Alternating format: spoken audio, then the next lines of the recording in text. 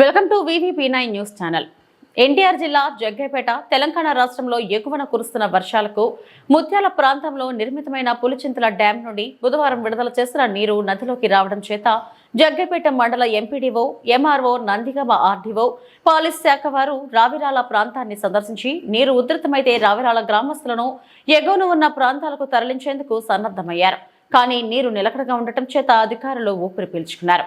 రావిరాల నది పరివార ప్రాంతంలో విధులు నిర్వహిస్తున్న చిల్లకల్లు ఏఎస్ఐ మంగన్యాయక్ మాట్లాడుతూ ప్రస్తుతానికి నీరు నిలకడగా ఉందని, అంత ప్రమాదకరం కాదని ఎప్పటికప్పుడు ఉన్నత అధికారులకు సమాచారాన్ని చేరవేస్తున్నామని వారు తెలిపారు.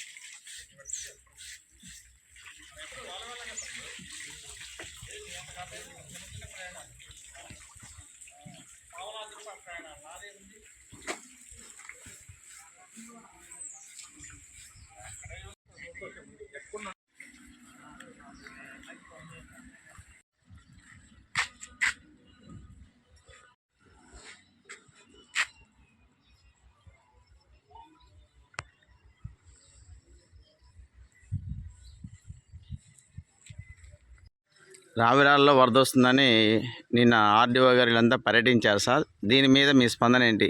వరద పెరుగుతుందా తగ్గుతుందా? ప్రస్తుతానికి పులిచింతల ఇరిగేషన్ ఏఈ గారితో మాట్లాడటం జరిగింది. ప్రస్తుతానికైతే వాటర్ ఫ్లో 4,80,000 నడుస్తుంది. ఇన్పుట్ 4,60,000 వరకు అయితే మనకి ఇటు దిగువన వస్తున్నాయి.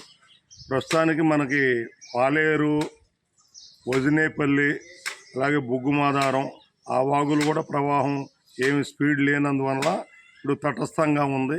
ప్రస్తుతానికైతే రావిరాల గ్రామంలో కానీ వాటర్ రావడానికి అయితే అవకాశం ఏం లేదు. నిన్న కొంత పునరావాస కేంద్రాలు ఏర్పాటు చేస్తున్నాం, ఒక 20 కుటుంబాలకు అన్నారు. వాళ్ళకి ఎక్కడ ఏర్పాటు చేశారండి? వాళ్ళకు పునరావాస కేంద్రం అంటే మన ఇక్కడ ఎస్సీ కాలనీకి యువతల ఆ మెరక మీద ఒక 2 ఎకరాల ప్లేస్ను గుర్తించారు. ఆర్డీఓ గారు మరియు తహసీల్దార్ గారు మరియు ఎండిఓ గారు గుర్తించారు. అందులో మేము కూడా పోలీసు వారం కూడా అందుబాటులో ఉండి సడన్గా వెళ్ళవలసి వస్తే ఈ 20 కుటుంబాలను గుర్తించి అక్కడికి తీసుకెళ్ళి ఉంచుదామని చెప్పేసి అనుకున్నాము. ప్రదేశాన్ని గుర్తించారు అంతే. గుర్తించాము కానీ అక్కడికి ఎవరు వెళ్ళలేదు. అక్కడ కానీ ప్రస్తుతానికి వెళ్ళవలసిన అవసరం రాలేదు. ఓకే, ధన్యవాదాలండి.